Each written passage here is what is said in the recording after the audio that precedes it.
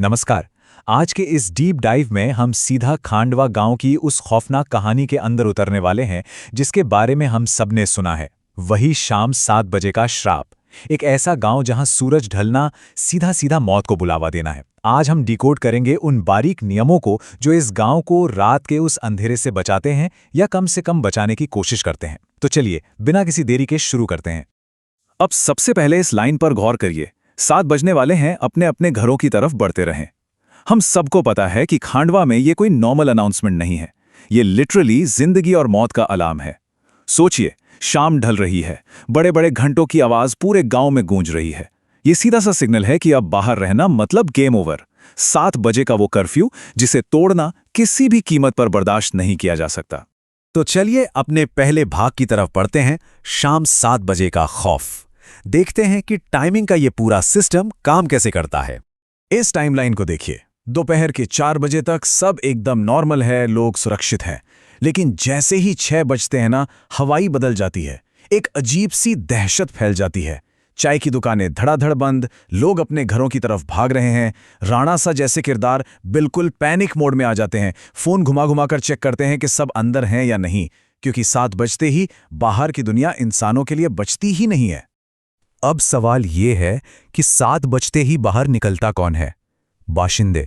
देखिए, ये कोई टिपिकल भूत या चुड़ैल नहीं है। ये वही लोग हैं जो कभी खांडवा के ही निवासी थे, लेकिन किसी दिन गलती से 7 बजे के बाद बाहर रह गए। अब ये पूरी तरह से मांस खाने वाले मॉन्स्टर्स बन चुके हैं। और इनका सबसे खौफनाक हथियार क्या है? ये मरे हुए करीबियों की हूबहू नकल कर सकते हैं। बिल्कुल उन्हीं की शक्ल, उन्हीं की आवाज। साइकोलॉजिकल तौर पर ये एकदम तोड़ कर रख देते हैं। यहीं से हमारा दूसरा हिस्सा शुरू होता है, भ्रम और गिरे हुए पर्दे। ये समझना बहुत जरूरी है कि ये सिर्फ लुका छुपी का खेल नहीं है, बल्कि एक पूरा माइंड गेम है। खांडवा में सर्वाइवल का प्रोटोकॉल बहुत स्ट्रिक्ट है। स्टेप 1 घर भागो, स्टेप 2 दरवाजे लॉक करो। ये दोनों तो फिर भी लॉजिकल लगते हैं, लेकिन ये जो तीसरा स्टेप है ना, पर्दे पूरी तरह गिरा देना, असल में यही वो मास्टर स्ट्रोक है जो जान बचाता है। और इसके पीछे का लॉजिक सच में हैरान करने वाला है। ध्यान दीजिए, राणा अपने बेटे देव को क्या समझाता है। पर्दे इसलिए नहीं हैं कि वो मॉन्स्टर्स बाहर से अंदर ना देख पाएं, बिल्कुल नहीं। पर्दे इसलिए हैं ताकि अंदर बैठे लोग उन्हें ना देख पाएं। ये बहुत बड़ा कैच है। ये बाशिंदे विजुअल्स का, भावनाओं का इस्तेमाल करते हैं। वो ऐसा इल्यूजन या भ्रम क्रिएट करते हैं कि कोई भी खुद अपने ही हाथों से जाकर दरवाजा खोलने पर मजबूर हो जाएगा। इसे इस रोंगटे खड़े कर देने वाले पल से समझिए। देव की मां नंदिनी की शक्ल में एक बाशिंदा दरवाजे पर है और कह रहा है, मैं बस रास्ता भटक गई थी, प्लीज मुझे अंदर आने दो। सोच कर देखिए उस मेंटल टॉर्चर को। एक बच्चा अपनी मां की ऐसी रोती हुई आवाज सुनकर कैसे खुद को रोक सकता है? बाशिंदे इसी दुख और इमोशन को वेपनाइज करते हैं। देव ने तो लगभग दरवाजा खोल ही दिया था। चलिए भाग 3 पर आते हैं। बस में वो खौफनाक रात। रूल्स तोड़ने का अंजाम क्या होता है, इसे समझने के लिए हमें नंदिनी के उस ट्रैजिक फ्लैशबैक में जाना होगा। यहाँ एक बहुत बड़ा कंट्रास्ट है।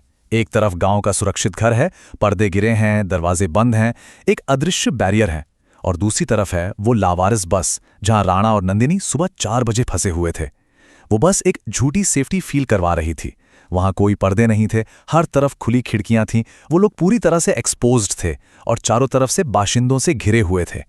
और बाशिंदों ने वही किया जिसमें वो एक्सपर्ट हैं। क्रूरता की हद देखिए। उन्होंने एक छोटी, रोती हुई, भटकी हुई बच्ची का इल्यूजन क्रिएट किया। आवाज आई, आंटी मुझे बहुत डर लग रहा है, मेरा घर दूर है। एक मां होने के नाते नंदिनी का दिल पसीज गया। वो खुद को रोक ही नहीं पाई। उसने मदद करने की सोची और यही उसकी सबसे बड़ी, सबसे जानलेवा गलती साबित हुई। उसके बाद जो हुआ वो किसी बुरे सपने जैसा है। जैसे ही नंदिनी ने बस के बाहर कदम रखा, खेल खत्म। वह असहाय बच्ची का इल्यूजन टूट गया और नंदिनी उन बाशिंदों से घिर गई। राणा अंदर से बस बेबसी में देखता रहा और बाशिंदों ने नंदिनी को नोच डाला। सबसे डरावना हिस्सा क्या है? नंदिनी खुद उसी श्राप का हिस्सा बन गई। वो हमेशा के लिए खुद एक बाशिंदा बन गई। अब हम एंटर करते हैं भाग 4 में, बब्बन का खौफनाक सच। गांव का वो इंसान जो हर चीज का मजाक उड़ाता है, लेकिन उसी का नजरिया इस पूरी कहानी को पूरी तरह घुमा देता है। बबन ने उस रात अपने घर से सब कुछ अपनी आंखों से देखा था। और उसने एक ऐसा सवाल उठाया जो हम सबके दिमाग में आना चाहिए था। अगर बाशिंदों ने बस को घेर लिया था तो भाई वो राणा को मारने बस के अंदर क्यों नहीं घुसे? ये एक बहुत बड़ा लॉजिकल लूपहोल है जिसने इस पूरे रहस्य की नींव को हिलाकर रख दिया। इस रहस्य से पर्दा उठता है उस इंटेंस क्लाइमैक्स में। बब्बन इतना निडर है कि वो नंदिनी के भूत के सामने अपना दरवाजा पूरा खोल देता है। और नंदिनी की सत्ता क्या कहती है? तू बाहर क्यों नहीं आ जाता बब्बन? मतलब समझ रहे हैं, वो अंदर आ ही नहीं सकती। बाशिंदे अपनी मर्जी से किसी जगह के अंदर घुस नहीं सकते। कोई तो फिजिकल या सुपरनैचुरल फोर्स है जो उन्हें रोक रही है। वो बाहर खड़े होकर बस लाचार हैं। और इसी के साथ हम आते हैं अपने 5वें और आखिरी भाग पर, असली रक्षक रुद्राक्ष। अब हम इस पूरे सिस्टम को डिकोड करेंगे। तो फिर सवाल वहीं लौट कर आता है, राणा सां बस के अंदर कैसे बच गए? देव को भी यही जवाब चाहिए था और बब्बन ने उस भयानक रात के अगले दिन इसी चीज की खोजबीन की थी। और जवाब निकला रुद्राक्ष। जी हां, उस पुरानी खटारा बस के अंदर एक रुद्राक्ष की माला लटकी हुई थी और यही वो अल्टीमेट शील्ड थी, एक ऐसी सुपरनैचुरल दीवार जिसे वो मांस खाने वाले बाशिंदे पार नहीं कर सकते। इसी एक चीज ने राणा की जान बचाई थी और मॉन्स्टर्स को बस के अंदर घुसने से ब्लॉक कर रखा था। बब्बन ने कोई जादू नहीं किया, उसने बस लॉजिक लगाया। अगले दिन बस की चेकिंग की, उसे वो रुद्राक्ष दिखा और उसे गेम समझ आ गया। बाशिंदे बस शरीफों की तरह बाहर इंतजार नहीं करते, वो इस रुद्राक्ष के फोर्स फील्ड से लिटरली पीछे धकेल दिए जाते हैं। तो बब्बन ने क्या किया? उसने खांडवा के इस डरावने रूल बुक को हैक कर लिया और अपने खुद के दरवाजे पर एक रुद्राक्ष टांग लिया। तभी तो बब्बन इतने कॉन्फिडेंस के साथ कहता है कि ये चाकर भी घर के अंदर नहीं घुस पाएंगे। उसका ये एटीट्यूड, उस रुद्राक्ष पर उसका ये सॉलिड भरोसा ही है जो देव को उस रात बचाता है। सोचे, दरवाजा खुला है, सामने देव की मरी हुई मां के चेहरे वाला एक मॉन्स्टर खड़ा है।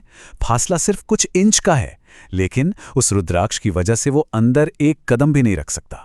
इस पूरे सिस्टम को एनालाइज करने के बाद एक बहुत ही डरावना थॉट दिमाग में आता है।